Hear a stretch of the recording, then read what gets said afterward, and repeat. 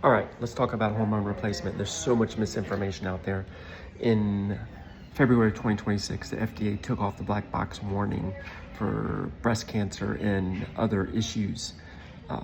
Basically, this wasn't a new data set that came out. This was misinterpretation of data that's been out for 20 years. So there was a study called the WHI approximately 20 years ago that showed an increased risk of breast cancer. The problem with that study was the average age was 63. So all of the studies since then have really showed a bimodal distribution of risk based on age. So where are we at now? In menopause, your ovaries stop making the estrogen.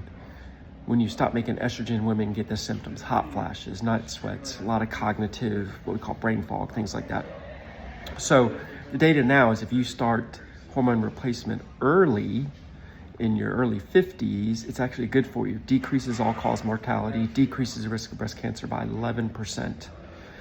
So things have really shifted. Now, there are two ways that you can take estrogen: orally by mouth or transdermal on the skin. If you take it orally, it goes through your liver and it increases your risk for blood clots. We don't want that. If you do it transdermally, it bypasses the liver and doesn't cause blood clots. So I always start people on transdermal estrogen. Now remember, if you have a uterus, you have to take progesterone. If I pump you full of estrogen and no progesterone, your uterus is going to turn to cancer. So let's talk about bioidentical hormones, a bunch of BS. So the things that I give people, the transdermal estradiol, progesterones, they're just as bioidentical, made by your ovaries as everybody else's. Pellets and things like that. In fact, the American College of OB/GYN put out a position statement where they absolutely do not recommend under any circumstance pellet therapy. The reason for that is we talked about before. If you get too much estrogen, not enough progesterone, you're just going to turn to cancer. I've seen multiple women with precancer and cancer because they were given pellets by some dumb physician. Let's be blunt. Malpractice, in my opinion.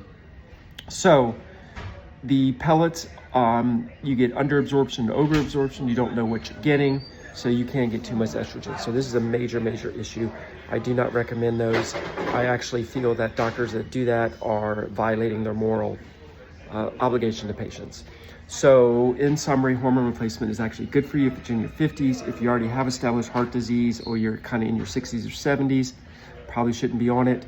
I would not do pellet therapy. I would only do FDA-approved medication. Those FDA-approved medications, we know the dosing, we know the absorption, we know we can get the estrogen and progesterone levels right. The other thing to consider is testosterone. So there is no FDA-approved testosterone in women. However, there's a lot of data, so it doesn't have to be FDA-approved, but we need data because we need science. There's only one indication only for testosterone in women.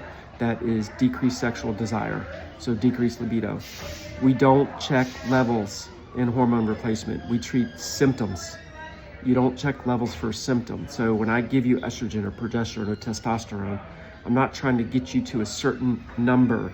So if you have people checking your levels on a regular basis, they don't know what they're doing.